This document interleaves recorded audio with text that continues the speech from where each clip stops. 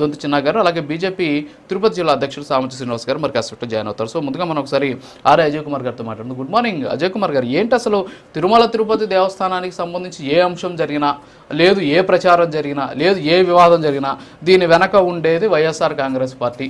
YSR Congress party కుట్రలతో ఇదంతా కూడా జరుగుతుంది. ప్రతి నెల ఏదో ఒక కుట్ర చేస్తుంది. ఎందుకు ఈ రకమైనటువంటి ప్రచారం చేస్తుంది కూటమి? నిజంగా అలాంటి కుట్రలు చేయాల్సినటువంటి అవసరం వైఎస్ఆర్ కాంగ్రెస్ పార్టీకి ఉందా? మీరు చరిత్రను ఒకసారి మననం చేసుకుంటే కుట్రకి కేర్ ఆఫ్ అడ్రస్ ఎవరు కుట్ర అనే పదం వినపడగానే ఎవరు పేరు బయటకు వస్తుందన్న విషయం రాష్ట్ర ప్రజలందరికీ తెలుసు. కుట్రకి బ్రాండ్ అంబాసిడర్లుగా పేరు పొందిన వాళ్ళు మేము కుట్ర చేస్తున్నామని చెప్పి మాట్లాడుతున్నారంటే దాన్ని బట్టే వాళ్ళ యొక్క ద్వంద్వ నీతి ఏ విధంగా ఉన్నదన్నది ఒకసారి మీరు అర్థం చేసుకోవాలి. ప్రజలందరూ కూడా దయచేసి అర్థం చేసుకోవాలి. తెలుగుదేశం కూటమి ప్రభుత్వం ఏర్పడిందే కుట్రలు చేసి, అబద్ధాలు చెప్పి, అబద్ధపు హామీలు ఇచ్చి, ఇప్పుడు ఆ హామీలని అమలు పరుచుకోలేని స్థితిలో ఏదో ఒక రకంగా ఏం జరిగినా జరగకపోయినా దానికి కారణం వైఎస్ఆర్ కాంగ్రెస్ పార్టీ అని చెప్పి తప్పించుకోవడం అనేది ఇక్కడ పెద్ద కుట్ర సార్. అందుకోసమే తిరుమలని మొదటిగా వివాదంలోకి లాగింది చంద్రబాబు నాయుడు గారు. చంద్రబాబు నాయుడు గారు ఏ రోజైతే జంతు కొవ్వులు లడ్డూలో కలిశాయన్న ఆరోపణ చేశారో ఆ రోజు నుంచే తిరుమల రోజు వార్తల్లో ఉంటూ వస్తుంది. ఆయన తిరుమలకు ఉన్నటువంటి ప్రాశస్త్యాన్ని మనసులో పెట్టుకొని అలాంటి పదం కనుక వాడకపోయి ఉంటే ఈ రోజు తరచూ వివాదాల్లో తిరుమల బహుశా ఉండేది కాదేమో. ఎందుకంటే చంద్రబాబు నాయుడు గారే మాట్లాడిన తర్వాత మిగిలిన వాళ్ళు ఎవరు ఆగరు సార్. ఆ పరిస్థితుల నేపథ్యంలో ఈ రోజు తిరుమలలో ఇటువంటివన్నీ జరుగుతున్నాయి. రెండోది, ఇంతకు ముందు ప్రజలతో సంబంధాలు కలిగిన వ్యక్తులని చైర్మన్ గా వేసేవారు. అది తెలుగుదేశం పార్టీ అయినా, వైఎస్ఆర్ అయినా, లేకపోతే కాంగ్రెస్ పార్టీ అయినా, ఎవరైనా ప్రజలతో మెలిగే నాలుగు సంబంధాలు కలిగిన వాళ్ళని చైర్మన్ గా వేసేవాళ్ళు. ఎప్పుడైతే పబ్లిక్ రిప్రజెంటేటివ్ గా చైర్మన్ ఉంటారో పబ్లిక్ కి ఉన్నటువంటి సమస్యలు వినడం కానీ, గతంలో ప్రజలతో ఆయన మెలిగిన తీరు వల్ల ఈ సమస్యలు ఇలా వస్తాయి, ఉత్పన్నమవుతాయి, వీటిని ఇలా పరిష్కరించవచ్చు అన్న అభిప్రాయం వాళ్ళకి తెలిసి ఉండేది. ఇవాళ ఒక వ్యాపారవేత్త, ఒక మీడియా అధినేతని చైర్మన్ గా వేసుకున్నారు. ఆయన తెలుగుదేశం పార్టీ కోసము జెండా పట్టి కష్టపడి కార్యకర్తల్ని ఏకోన్ముఖం చేసి పనిచేసిన వ్యక్తి కాదు.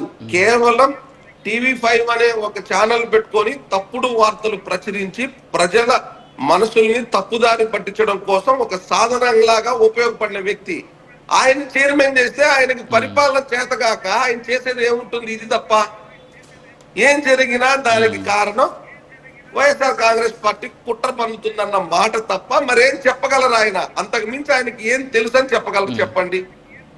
ఇప్పుడు డైరీ ఫామ్ లో గోవులు చనిపోయాయి, వాటికి కారణం ఇది అని చెప్పి కరుణాకర్ రెడ్డి గారు చెప్తే, చనిపోకుండా ఎలా ఉంటాయి, ముసలమైతే చనిపోవా అనేసి ఒక నిర్లక్ష్యమైన సమాధానం తీసుకొని వచ్చి గతంలో టీటీడీ చైర్మన్ గా పనిచేసిన కరుణాకర్ రెడ్డి గారిని తక్కువ స్థాయి భాషతో మాట్లాడిన పరిస్థితి ఉంది.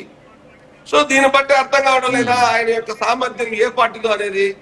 తప్పుడు వార్తలు ప్రచురించడంలో ఆయనకి సామర్థ్యం ఉండొచ్చు తప్ప పరిపాలనలో ఆయనకి సామర్థ్యం లేదు అన్న విషయం ఇప్పుడు స్పష్టంగా అర్థమైంది. కాబట్టే ఏం జరిగినా పని కట్టుకొని వైఎస్ఆర్ కాంగ్రెస్ పార్టీ కుట్ర చేస్తా ఉందని చెప్తున్నారు. ఇంత తప్ప దీంట్లో ఆ దేవదేవుని నమ్ముకొని బతికే వాళ్ళం, ఆ దేవదేవుడి పాదాల అంటే మొన్న ఒక ఆయన క్యూ లైన్ లో వెళ్తూ నినాదాలు చేయించడము, భక్తులను రెచ్చగొట్టడము, తర్వాత వచ్చేసి ఆయన బయటకు వచ్చి నాకు ఫేవర్గా ఉంది, దర్శనం తొందరగా అవుతుందనే ఉద్దేశంతో నేను చేశానని ఒక వీడియో రిలీజ్ చేయడము, ఆ తర్వాత ఆయన వైఎస్ఆర్ కాంగ్రెస్ పార్టీకి సంబంధించి ఏదైతే ఒక జిల్లాకు సంబంధించి ఒక రూరల్ జిల్లాలో ఒక నాయకుడు అయ్యి ఉండడము, ఆయన ఒక చైర్మన్, ఒక టెంపుల్కి చైర్మన్గా గతంలో నామినేట్ పదవి తీసుకోవడము. సో ఇవన్నీ కూడా చూస్తూ ఉంటే వైఎస్ఆర్ కాంగ్రెస్ పార్టీకి సంబంధించినటువంటి నాయకుడు ఈ విధమైనటువంటి నినాదాలు చేయించాడు కాబట్టి ఇది నిజంగా కుట్రేమో అనేటటువంటి విమర్శలు కూడా వ్యక్తమవుతున్నాయి కదా. అలాంటివి చేయాల్సినటువంటి అవసరం ఎందుకు వచ్చిందంటారు? అది కాకతాళీయంగా జరిగిందా లేకపోతే ఏంటి? మీరు ఏం జరిగినా చేయాల్సిన అవసరం ఎందుకు వచ్చిందన్న పదం వాడుతున్నారంటే చేశామేమోనన్న అభిప్రాయం కలిగించడం కోసం మాట్లాడినట్టుగా అనిపిస్తోంది.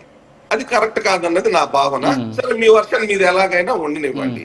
ఇప్పుడు తిరుమల అలిపిరి రోడ్డు మార్గం నుంచో నడక మార్గం నుంచో అడుగు పైన పెట్టిన తర్వాత అతను ఏ పార్టీకి సంబంధించిన వ్యక్తి కాడు. అతను కేవలం భక్తుడు మాత్రమే అవుతాడు.